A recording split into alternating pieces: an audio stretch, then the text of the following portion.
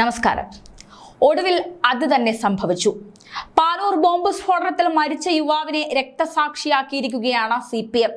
ആദ്യം തള്ളിപ്പറയും, പിന്നെ രക്തസാക്ഷിയാക്കി മണ്ഡപവും പണിയും. പാനൂരിലെ ബോംബ് സ്ഫോടനത്തിൽ പാർട്ടിക്ക് ഒരു ബന്ധവുമില്ലെന്ന് പറഞ്ഞ് തള്ളിയ നേതാക്കൾ ഇപ്പോൾ മരിച്ചയാളെ രക്തസാക്ഷിയാക്കിയിരിക്കുകയാണ്. പാനൂരിൽ ബോംബ് നിർമ്മാണത്തിനിടെയുണ്ടായ സ്ഫോടനത്തിൽ മരിച്ച ഷെറിനെ രക്തസാക്ഷിയായി ചിത്രീകരിച്ച CPM. പാനൂർ കിഴക്കുവയിൽ CPM ബ്രാഞ്ച് കമ്മിറ്റി അംഗം M പ്രകാശനാണ് ബോംബുണ്ടാക്കിയ വ്യക്തിയെ രക്തസാക്ഷിയായി ചിത്രീകരിച്ച ഫേസ്ബുക്ക് പോസ്റ്റുമായി രംഗത്തെത്തിയിരിക്കുന്നത്. കേരളത്തിൽ ലോക്സഭാ തെരഞ്ഞെടുപ്പ് പൂർത്തിയായതിന് പിന്നാലെയാണ് മരിച്ച ഷെറിന്റെ മരണത്തിൽ ദുഃഖം രേഖപ്പെടുത്തി രക്തസാക്ഷിയാണെന്നൊക്കെ പറഞ്ഞ് CPM പ്രവർത്തകർ രംഗത്ത് വരുന്നതെന്നും ശ്രദ്ധിക്കേണ്ട കാര്യമാണ്.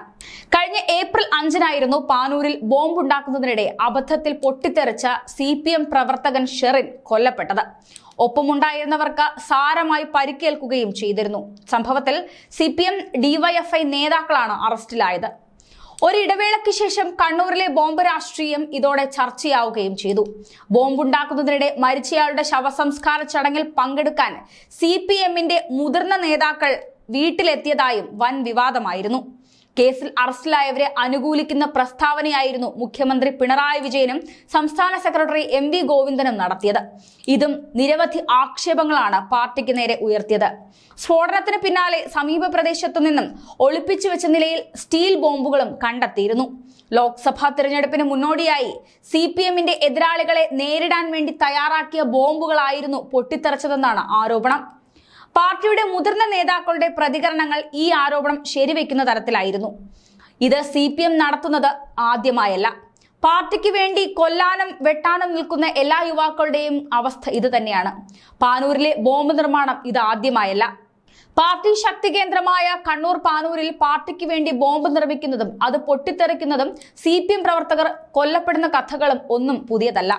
കണ്ണൂർ CPMന്റെ രാഷ്ട്രീയ തട്ടകമായ അന്നു മുതൽ ഇത് സ്ഥിരമാണ്. ചരിത്രം നോക്കിയാൽ സഖാക്കളുടെ ഭൂതകാലങ്ങളിൽ പലതും ബോംബെറിഞ്ഞ കഥകളും ബോംബ് കേസിൽ പ്രതികളായതും ഉള്ളവർ ഏറെയാണ്. ഇങ്ങനെ മരിക്കുന്നവരെ പാർട്ടി ആദ്യം ചെയ്യുന്നത് തള്ളിപ്പറയുകയാണ്. ഇവരെ ആദ്യം തള്ളിപ്പറയും. ഇവർ ക്രിമിനലുകളാണെന്ന് പറഞ്ഞ് അവരെ മുദ്രകുത്തും. അവർക്ക് പാർട്ടിയുമായും ഒരു ബന്ധവുമില്ലെന്ന് പറയും. അവരെ ഗുണ്ടകളായി പ്രഖ്യാപിക്കും. പാർട്ടി ചെല്ലും ചിലവും കൊടുത്ത് നോക്കുന്ന പ്രവർത്തകരാണ് ഇങ്ങനെ മരിക്കുന്നതിൽ പലരും.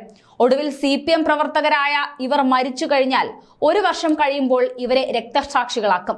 യുദ്ധത്തിൽ മരിച്ച ധീരയോദ്ധാവിനെ പോലെ അവർ പുകഴ്ത്തും. പിന്നീട് ഒരു രക്തസാക്ഷി മണ്ഡപത്തിൽ അവരുടെ ചിത്രവും ചേർക്കപ്പെടും. സ്വന്തം പ്രസ്ഥാനത്തിൽ നിൽക്കുന്നവരെ സംരക്ഷിക്കാൻ കഴിയാത്ത പാർട്ടി എങ്ങനെ ഒരു ഭരണത്തിൽ ജനങ്ങളുടെ ഒപ്പം നിൽക്കും എന്നത് ഇപ്പോൾ പുറത്തുവരുന്ന അഴിമതികളിലൂടെയും വ്യക്തമാണ്. 2015 കണ്ണൂർ കൊളവല്ലൂർ പോലീസ് സ്റ്റേഷൻ പരിധിയിലെ കുന്നിൻ മുകളിലെ ആളൊഴിഞ്ഞ പറമ്പിൽ ബോംബ് നിർമ്മാണത്തിനിടെ ഒരു ബോംബ് സ്ഫോടനമുണ്ടായി. CPM പ്രവർത്തകരായ ഷൈജു, സുബീഷ് എന്നിവരായിരുന്നു അന്ന് മരിച്ചത്. 4 പേർക്ക് പരിക്കേൽക്കുകയും ചെയ്തു. പിന്നീട് ആദ്യം തള്ളിപ്പറഞ്ഞ ഇവരെയൊക്കെ പിന്നീട് പാർട്ടി രക്തസാക്ഷികളാക്കി. ഇവിടെയും സംഭവിച്ചത് അതുതന്നെയാണ്.